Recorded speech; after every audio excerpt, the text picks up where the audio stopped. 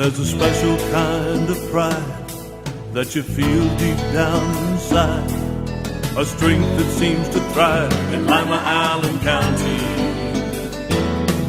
The American way of life, to get in gear and do what's right. An unbreakable forthright link called Real American Strength. Lima, Allen County, Real American Strength.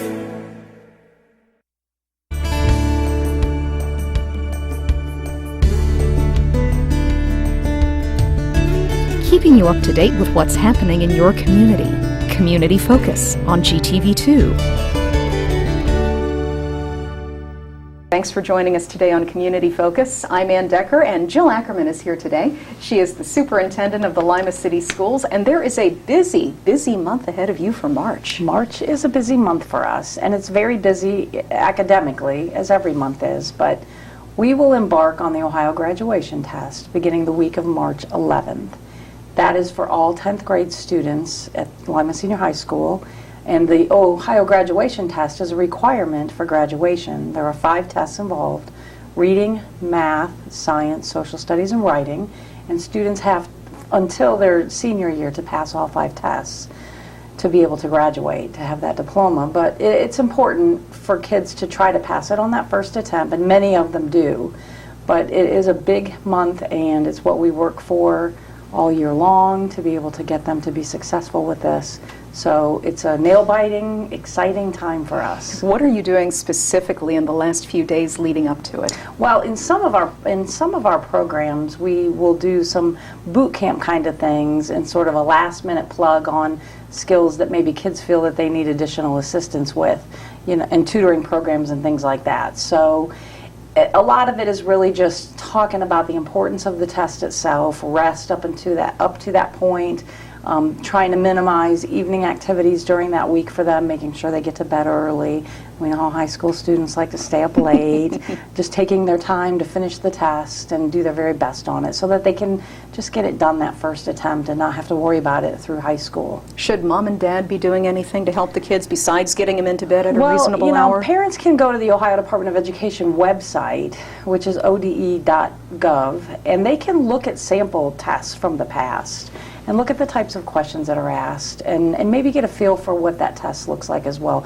Making sure that they're fed. Of course, we feed our kids breakfast at school, so that's not a problem if they're not able to do that in the morning. But just getting them there on time is really important, and making sure that they're there every day. Unless, of course, they're ill, there would be opportunity to make up the following week. What percentage do you think actually pass it the first time around? Well, I would guess that probably about 80% of them will pass it the first time around.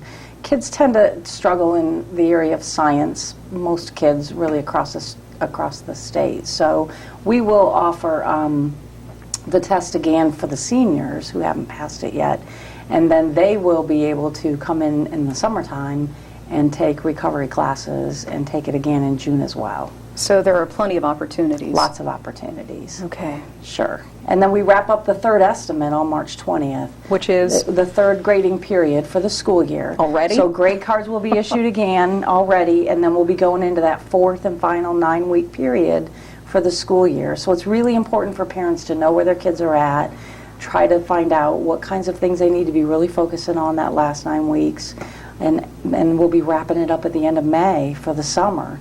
So it's gone quickly, and there were plenty of opportunities for summer school and summer programs at the high school as well, so parents can start thinking about that too. And it's not all just work or academics. You've got some fun stuff for the kids planned for the summer, don't you? We do have fun things going on, and what we like to try to do is a lot of bridging activities between middle school, high school. We are getting ready to start a robotics club at Lima Senior High as well as a STEM club too. So there's going to be a lot of opportunity for extracurricular fun things that are still linked academically as well. Okay. When the kids come back in the fall, there are going to be some changes. First of all, we've got the new high school. You've got some meetings coming up on that as well, don't you? We do. We have another meeting that everybody is invited to on March 15th at 5 o'clock at Lima Senior High. And we have had we have lots of different committees that are working on pieces. Anybody is welcome to be on any committee that they want to be part of. They've been sort of meeting independently We're going to come together on the 15th at 5. We're going to report out where we're at. I also have a group of parents who are very interested in forming a formal parent group, and we'll be meeting with them that night as well. So everybody's welcome to come out, even if they just want to get an update or if they think that there's a piece of something that they might want to work on as well. So everybody's invited. We want as many people to come and hear about it as we can. And is this going to be pretty much a final look at what it's going to be, or is there still more tweaking? I think there's still going to be more tweaking. I think it's going to be a work in progress for a long time. Probably and forever. Hopefully, exactly, hopefully forever. Hopefully every year we're sort of reevaluating what we're doing and making some twists and turns in it to keep it moving towards 21st century education. Okay. Kids are also looking at a change in their uniforms. They are. And our recommendation to the board that was approved in February was that we would have students wearing any color, solid color, polo or Oxford shirt, rather than the very specific colors that seem to be, we spend a lot of time trying to decipher navy blue from royal blue and red from burgundy, and now we're just saying we really just want them to look nice in a collared shirt, solid color, no logo, any color shirt. And that allows pink and green and yellow and some brighter colors as well. Same pants as before, no yoga pants or stretch pants, of course. Ties, student tie, if a student chooses to wear a tie, it can be any pattern. And we're going to allow more designated spirit days. So schools are not going to be limited to just 2 days a year. They can decide independently that they want to have a spirit day. Kids can wear their Spartan shirts, staff will wear Spartan shirts, or we may even do more district days as well. Right now we're doing the last Friday of the month as staff spirit day. So we're hoping to do a lot more of that and just kind of make it a little bit easier for parents who are shopping for those shirts to be able to find more of a variety. Is that going into effect right now, or is it in the new school year? That will be going into effect with the 13-14 school year. Okay, so parents can actually be shopping over the summer for this stuff. Plan ahead. Okay. Right. Yes. Are you work partnering with anybody to make it more affordable for the parents? We have not done that at this point. Okay. We continue to work with Neighborhood Relief on that project that we've had in the past where they've carried their clothes. What we do want to encourage, and some of our buildings do, is they'll have bring back, where parents can bring back clothes and you can come in and buy something for $1. Great deal. And yeah, because if they're grown out of them, many times the clothes are still in very good shape. Okay. If people want any more information about anything going on at the city schools, the best place to get it is from your website. Right, limacitysschools.org, and they also can like us on Facebook and see a lot of events and things that we have happening as well. Wonderful. Thanks for coming in today. Thank you for having me. Jill Ackerman from the Lima City Schools. I'm Anne Decker, and this is Community Focus on GTV2. Lima City Council has recently amended the city's vicious dog ordinance to deal with potential problems concerning dangerous dogs in the public. The ordinance is comprehensive. However, here are some key elements that all dog owners and their neighbors should be aware of. Any dog that is considered a breed of pit bull is considered a vicious dog regardless of its temperament. A vicious dog is any dog that attacks, bites, or causes injury to a person or domestic animal with or without provocation. Not under control of the owner and secure with a muzzle and a leash of 6 feet or less in length, all vicious dogs must be confined when outside in a pen with a secured top and bottom, or with the sides of the pen embedded at least 1 foot deep into the ground. If you're a dog owner and have concerns about any dogs in your neighborhood, visit limapolicedepartment.com to find out more about the city's vicious dog ordinance. The fine for non-compliance is $150 per citation, and ignorance of the law is not a defense. If there's an emergency situation, call local law enforcement for immediate assistance. Reduce, recycle, reuse. Allied Waste Services in the City of Lima encourage you to live green by recycling all that you can. Recycling promotes green living by reducing the amount of waste materials buried in landfills. This saves money, natural resources, and energy. Keep our environment healthy and start recycling today. Allied Waste Services is committed to a clean environment. Contact us today for your recycling needs. Visit our website, republicservicesohio.com, to learn more about recycling today. Help keep the youth of Lima safe by donating to Lima Safety City today. Hello, I'm Chuck Eichelberger from the Lima Noon Optimist Club. Safety City is a very important part of the Lima community. The Optimist Club is renovating Safety City and it needs your help. Donations can be made by going to the website limasafetycity.org. You can also send a donation to Lima Noon Optimist Club, P.O. Box 428, Lima, Ohio 45802. Help keep the youth of Lima safe by donating to Safety City today. Let's all do our part to keep the Ottawa River clean and healthy. Clean trash and debris from storm drains to keep them from being washed into the river. Your actions matter.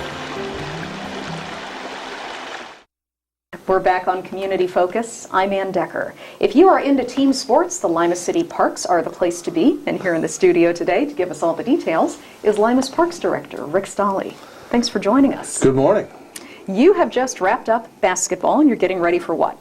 Baseball? Softball, baseball. Okay. Correct, right around the corner. Yeah? How did basketball go? Basketball, what a terrific season. Last time we were here, we talked about what was going on, and we thought we would be getting ready for a terrific tournament with 57 teams involved in the league. That's 3rd and 4th and 5th and 6th, both boys and girls. But as you mentioned, the tournament wrapped up last week, and what a terrific tournament we had. And the number 1 seeded team ended up winning the tournament, but an 18 seeded team worked their way through the tournament and finished 2nd. How exciting. So it was a terrific tournament.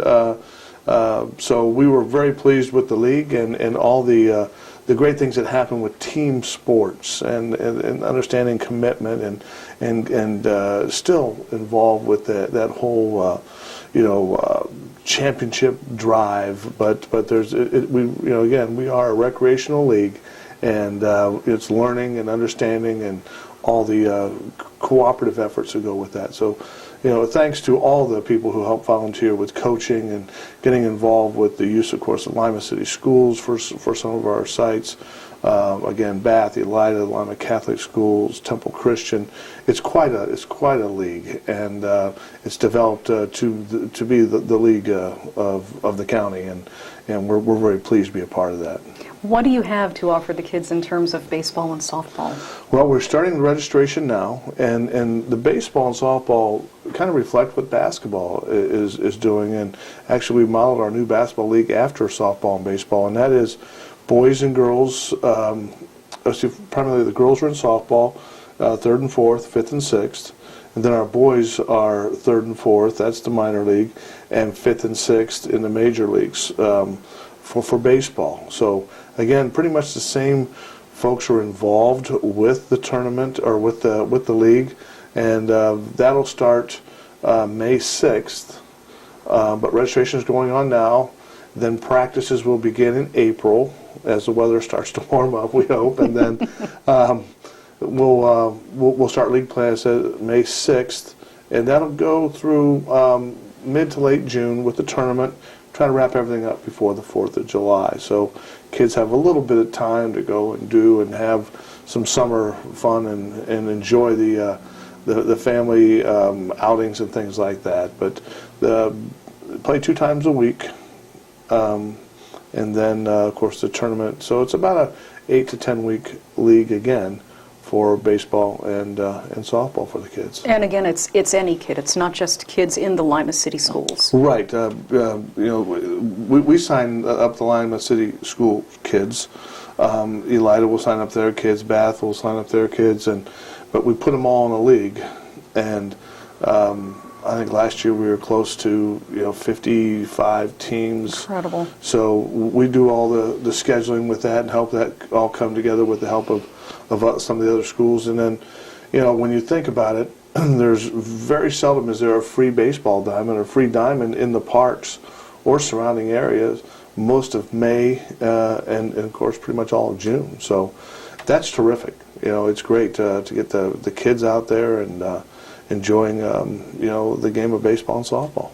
We're looking ahead to summer already, thank goodness. You're actually interviewing for summer employment. We are. We will be starting that next week. The applications have been coming in over the winter months, and we look forward to putting together those interviews. Last year, I think we interviewed over 100 individuals, quality folks in and around Lima who make these programs we have so special for the kids that are involved with it. So we're wrapping up taking those applications here in the next week or so.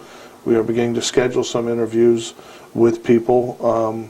With spring break coming up for a lot of the colleges, I've noticed that a number of at least the applicants are saying, I'm going to be in town from March 11th through the 15th, our spring break. So that's when we'll start scheduling those interviews, and we'll get the kids scheduled in and hopefully put together a terrific team to match what we've done in the past. So if somebody is interested, this is like the last possible moment they could be applying. Yeah, we really, we've been talking this up since Thanksgiving.